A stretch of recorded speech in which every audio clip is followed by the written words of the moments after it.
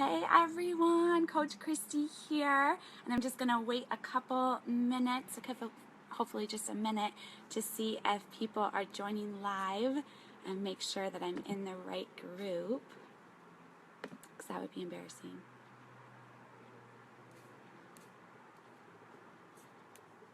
All right, Julie, I see you there. Cool. Okay, I'm going to go ahead and get started. I can see people joining. Just hit love or like or comment so that I know everybody can see me and hear me. Hi, Lindsay. Hi, Lisa. Hi, Julie. All right. Okay, guys, today I'm going to be talking about staying the course when the no's outweigh the yes. And first, I want to talk with you guys all because it's really easy to look at superstar diamond coaches and think, oh, they just have it all together. They got there. It was easy. I'm having all these struggles. I don't know if I can make it. I want to share a little bit about my journey as a coach because it's not as smooth as you might think. My first year as a coach, I got to diamond in 60 days. Sounds super awesome. Got there really quickly. And then I got to 1-star diamond in 9 months. However, that one diamond coach that I had, that one diamond coach that was running with me, actually turned into a jerk. And he started just really belittling me and saying negative things. And I was very distraught and I was in tears and I didn't know what to do. And I sat back and I had to look at the bigger picture. And I'm like, my goal, my passion, my purpose is to help people. But I also do not want to allow people to walk all over me. And I want to surround myself with dreamers and doers and positive people, people who lift each other up. This is not what I want. Like the way he was treating me is how I was treated in the corporate world. That is not what I was looking for. So I actually went to him and I just said, you know, this isn't working out. If you want to continue building, you can switch to another coach. You can work with somebody else, but I can't help you because of the way you are treating me. And I fell back to diamond. Of course, he fell back to emerald. He quit. He left the business. Fast forward to 2012. I started as a coach in 2011. And 2012, I was on my 6th week of qualifications for 5-star diamond coach. So I was a year and a half into the business. And on my 6th week of qualifications, the very last day of the 6th week, I lost 5-star. Now, this was devastating to me because I had just left my full-time job and I needed that 5-star bonus because I had just cut, my pay had just been cut, right? I had left my full-time job. I was working part-time for years as a Beachbody coach, or for a year and a half as a Beachbody coach. And now here I am, I'm losing this 5-star bonus. So I was crying, I was devastated. It took me a whole nother year to get back to 5-star diamond.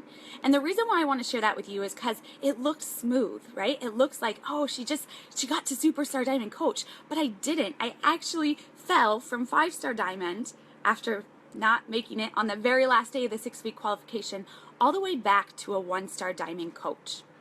1-star diamond coach.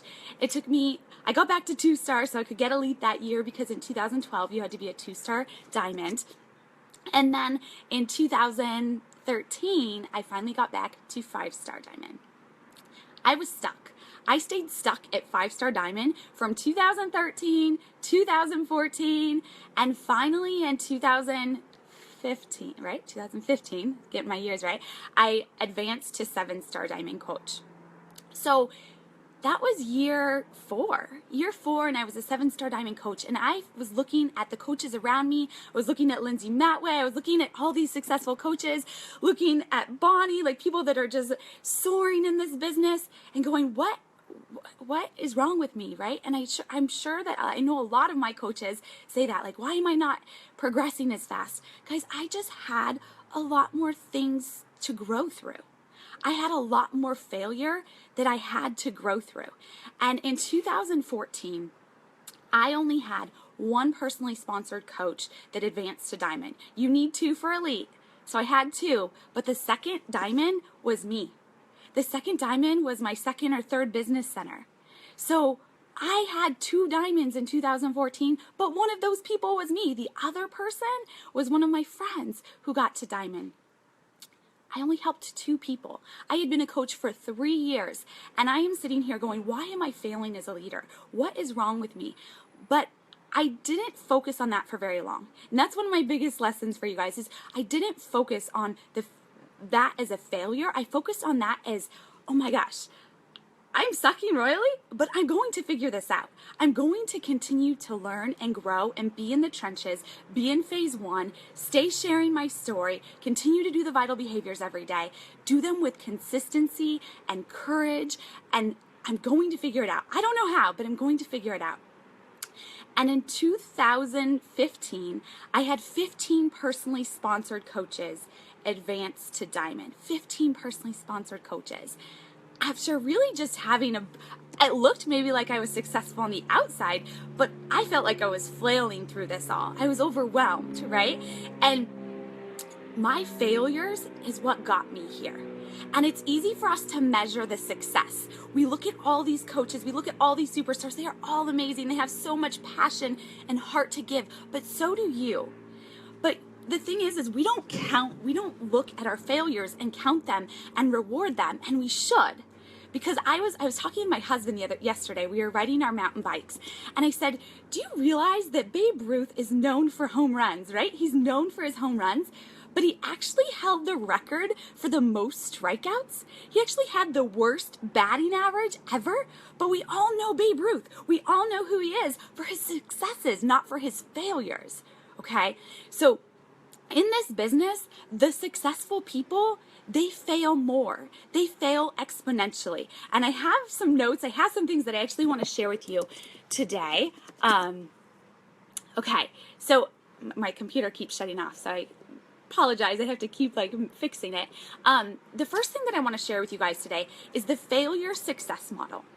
A lot of us look in our minds, we have programmed for some reason, and we think failure is on one side of the spectrum and success is on the other side. But that isn't how it works. Failure is right in the middle. You have to grow through failure. Your failure is a stepping stone to your success. The more failure you have, the more success you're going to have. So we have to desensitize ourselves to hearing these no's. And I know that's tough for some people to do. So I'm going to give you a challenge at the end of this training to help you desensitize yourself to no's, okay? So successful people are willing to fail. And there's 5 failure levels, and I'm going to teach you these 5 failure levels. And this, I want you guys to write this down. I will post it afterwards, but I also want you to take notes and really think about this. And here's the thing. When I'm doing personal development, when I'm watching these videos, I don't just listen to the one thing that I'm like, I need to hear that. I actually take notes. I watch a video over and over and over, or I listen to an audio or read my personal development over and over and over, and I take notes on it. Because if I'm not taking notes and really trying to study and understand things, it's a lot harder and going to take you a lot longer to change. And that is one of the biggest things I think that changed in my business, as I stopped just listening to personal development while I was working out or while I was in my car, just doing it kind of passively. I started becoming a student of personal development. So level 1 on the 5 failure levels is the ability to fail. And 90% of people are on this basic level. We all have the ability to fail. Okay, level 2 is the willingness to fail. So essentially, people know that failure is a byproduct of success. So they kind of have a willingness to fail. They'll fail just enough to get by, just enough in life to have the necessities. But they don't want to fail anymore. Level 3 is the wantingness to fail. Level 3 is, you know that failure is part of success and you're enthusiastic about failure. You're like, yes, let's go from failure to failure without losing enthusiasm, right? So you know that it's a byproduct, and so you're searching for it, you're getting enthusiastic about it. A lot of people, myself, I actually was on level 3 when I started as a coach. What I see that kind of changed me from actually, propelling myself to diamond in 60 days as a brand new coach was that I was already on level 3. I already had enthusiasm to fail because I honestly thought everybody was just going to say no to me. So I wanted to go and share my story with as many people as I could because I thought it's a numbers thing. If I share my story enough, someone's bound to want what I have, right? I was just naive. And so I was already on level 3. A lot of coaches I see start on level 1. They have the ability to fail, or maybe they get to level 2. They're like, okay, I'm willing to fail a little bit, but not too much. I don't want to fail too much because it hurts. The rejection hurts, right? And most people will not even stay in level 2 in the willingness to fail. They'll actually fall back to level 1 because they give up. They have a level that they hit and they're like, I can't hear any more no's. I can't have any more failure. This isn't working out. So they give up and they go back to level 1. Level 3, you have enthusiasm for failing. You're like, give it to me. Let's fail more. I know I have to fail to succeed. But see, I was on level 3. I needed to move to level 4 and level 5. Level 4, guys, is failing bigger and faster. And I realized level 4 pretty quickly. In my first month as a coach, I invited more people than you guys can even imagine. And I was awful. I invited 400 people my first month as a coach, and I had 3 people say yes to me. Those numbers, those averages are awful. But I learned a lot. I failed bigger and faster. In my second month as a coach, I was like, okay, well, I'll try that again, and hopefully I'll have more people say yes. And I had 16 people say yes to me my second month as a coach, and I reached Diamond. I started to fail bigger and faster. And in my business, I've had a lot of struggles, a lot of failures, a lot of setbacks, more so than you would probably even imagine. And I could spend a whole day just sharing my failures and setbacks. But the thing is when those failures happen, the first couple years were tough on me. I was that coach. I would cry. I would feel defeated. But I would give myself that hour, that 2 hours, that day to feel that failure, to feel like upset, to cry, and then the next day I would say, I need to get over this and I need to go on. I need to move forward because it's not always going to be easy. But level 4, failing bigger and faster, you start getting used to failure. You start desensitizing yourself to failure. You start getting so excited about it that you're like, come on, bring it on, world. Yesterday, I actually posted something in a group about how the last year it looks like I've had so much success. It looks like, oh my gosh, I went from 7-star diamond in my first business center and 2-star diamond in 2015 to superstar diamond, 5-star, 4-star qualifying, diamond coach, millions club, all of these recognitions and accolades. But truthfully, I want to celebrate the failures because it's the failures that got me there. And it's everybody celebrating all these successes for me, which is amazing, but it's the failures. And I want people to understand that if I hadn't gone through and grown through those failures, I would still be stuck in my 9-to-5 job. I would still be stuck wondering, is this all there is to life? Going to work and not feeling passion and purpose for what I'm doing? Is this all there is? Living paycheck to paycheck, waiting for Fridays and dreading Monday mornings? That's where I would be if I didn't grow through these failures. And it becomes easier when you're doing it bigger and faster. Level 5. Now guys, level 5 is the level we want to get on. And I think as I was going through these 5 levels of failure, I realized that in the last year, this was another thing. This was a huge aha moment for me. It's failing exponentially. So it's massive failure, right? Massive success requires multiplication of effort. Multiplication, 10x, it's one of my favorite books. 10xing your effort and 10xing your failures. Level 5 people get other people to fail with them. How awesome is that, right? What are we doing as coaches? All of these superstars that you're hearing from, they have all failed more than most people ever even try. They have failed more than most people have ever even tried. That's mind-blowing to me, right? So we are not different from you. It's not that we don't hear no's. It's not that we're immune to it. We grow through it more. We do it more. We duplicate it and we teach others to fail. So that's level 5. Level 5 failure means group failure and group success. Mind blown. And that is us as coaches. Our goal as coaches is to get to level 5, of failure. Okay. I mean, when I was going through this is go for no. And when I was reading this, and like I said, I shared this with a couple coaches this week on my team, and they were like, I've read that book. I don't remember that. And that's another little tip for you guys. Do personal development over again. Like, I revisit books. I've read Go for No, Go Pro, 10X Rule, like all these books. I will go back to them because it's not just enough for me to understand and bring it into my business. We are not a master at something until we can teach it to our teams, until we can duplicate that in our teams. So it's important that you revisit your personal development and be a student and study them. And when I've read Go for No, when I read it again, knowing that I was going to be sharing on this topic, and I came to level 5 of failing exponentially, I was blown away. I don't remember that from the first time that I read it, but that has been the biggest change in my business.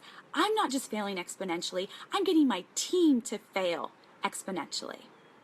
Okay, so next, Go for No, right? We all know, like, we've heard that book. Maybe you've read it, maybe you haven't, but a lot of you seem to still be struggling with hearing the word no.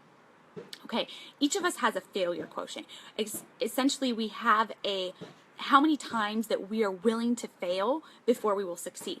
How much failure can we endure before we give up? So you have to up your failure quotient. You have to get to that level 4, that level 5. You have to work towards that. And to work towards that means hearing more no's. So what I've done in my business is I really do. I actually go for no. I don't focus on the results as much as I focus on the action. I focus more on action than I do results because I know if I'm focusing on the right activities and the actions every single day and telling my story to more people, I'm going to hear more yeses by hearing more no's. So instead of getting wrapped up around how many yeses you're getting, go for no. And here's a big reason why. I see a lot of you guys will get to Success Club 5 or Success Club 10 or whatever that goal is, that non-negotiable, no matter what goal you have each month, and you stop. I see it all the time. Coaches hold themselves back from greatness. They hold themselves back from reaching a higher level of success in their business. They hold themselves back from helping more people by giving up, in a sense, once they reach their non-negotiable goals. They've heard 5 yeses, 10 yeses, whatever that goal is, and they stop. They stop for the month. They've hit Success Club 10 by the 15th, and they're good. Because they've gotten their 5, 10, 15 yeses, however many yeses they're going for. Why? Why would you stop inviting and sharing your story when there are other people out there that need your help? So instead of focusing on the yeses, focus on the no's. Because if you focus on reaching a number of no's and you've already heard 15 yeses and you're getting tons of yeses that month, oh goodness, the neighbors turned on the thing. Let me see. Sorry guys, I'm at my grandma's. It's not the best. I apologize. Can you guys hear me okay? They turned on their little thing over there. Can you guys hear me? Can you guys hear me? Okay. Loud and clear. Okay, awesome. Sorry, now it's going to be all shaky because I don't have a little table set up for myself. Where was I? I don't even remember where I was. It was so loud. Okay, you can still hear me. Awesome. Sorry, guys. So when you're going for yes, that's what I was. When you're going for yes and you hit your minimum goals or your no matter what goals, a lot of you slow down. You slow down and you just wait. You wait till the next month to start inviting again. You wait until the next month to start finding those yeses again. And that hurts your business. That slows your business down every single month. That is basically holding yourself back and you're losing momentum when you do that. So instead, if you focus on the no's, if you focus on getting no, in those months when you're getting tons of yeses, you're going to have to work a lot harder to get no's and you're going to create more momentum in your business. And that's what we want ultimately. We want to help more people. So I have a little go for no thing after that I'm going to post for you guys. And the action that I want you guys to take is for the rest of this month, I want you to go for more no's. I think it has 100 boxes and I want you to write 100 names down and I want you to go for 100 no's for the rest of this group. And I want you to post after you have used that document and you've posted all those names, you've written down all those names. I want you to post to this group because I want it into the comments because I want to hold you accountable to that. Okay, I think the noise is gone, so I can go back out to my notes because there was something else that I wanted to share with you guys. I apologize. Didn't expect the neighbors to turn on a generator or something. Bear with me. Okay.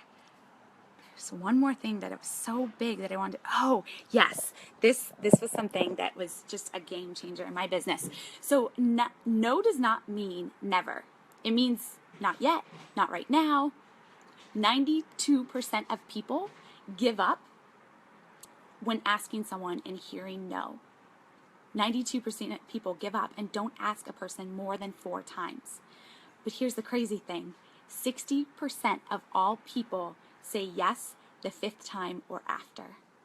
60%, let me say that again. 60% of all people say yes the 5th time or after. And only 92% of people give up and don't ask more than 4 times. Some of the top coaches on my team were asked to be coaches 5 or more times. I have a coach on my team. She's a rock star, Crystal Milligan, and she took 3 years to say yes. 3 years to say yes. And the thousands of lives that she is changing now is out of this world.